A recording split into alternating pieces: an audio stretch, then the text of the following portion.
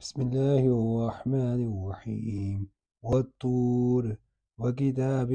مسطور في رق منشور والبيت المعمور والسقف المرفوع والبحر المسجور إن عذاب ربك لواقع ما له من دافع يوم تمور السماء مورا وتسير الجبال سيرا فويل يومئذ للمكذبين الذين هم في خوض يلعبون يوم يدعون إلى نار جهنم دعا هذه النار التي كنتم بها تكذبون أفسحر هذا أم أنتم لا تبصرون اصلوها فاصبروا أو لا تصبروا سواء عليكم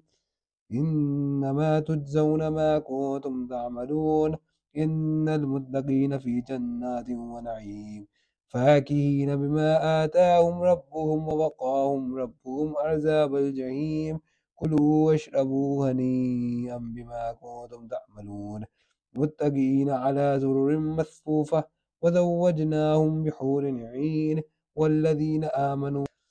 واتبعتهم ذريتهم بإيمان ألحقنا بهم ذريتهم وما ألتناهم من عملهم من شيء كل امرئ بما كسب رهين وأمددناهم بفاكهة ولحم مما يشتهون يتنازعون فيها كأسا لا لغو فيها ولا تأثيم ويطوف عليهم غلمان لهم كأنهم لؤلؤ مكنون وأقبل بعضهم على بعض يتساءلون قالوا إنا كنا قبل في أهلنا مشفقين فمن الله علينا ووقانا عذاب السموم إنا كنا من قبل ندعوه إنه هو البر الرحيم فذكر فما أنت بنعمة ربك بكاهن ولا مجنون أم يقولون شاعر نتربص به ريب المنون قل تربصوا فإني معكم من المتربصين أم تأمرهم أحلامهم بهذا أم هم قوم طاغون أم يقولون تقوله بل لا يؤمنون فليأتوا بحديث مثله إن كانوا صادقين أم خلقوا من غير شيء أم هم الخالقون أم خلقوا السماوات والأرض بل لا يوقنون أم عندهم خزائن ربك أم هم المسيطرون أم لهم سلم يستمعون فيه فليأت مستمعهم بسلطان مبين أم له البنات ولكم البنون أم تسألهم أجرا فهم من مغرم مثقلون أم عندهم الغيب فهم يكتبون أم يريدون كيدا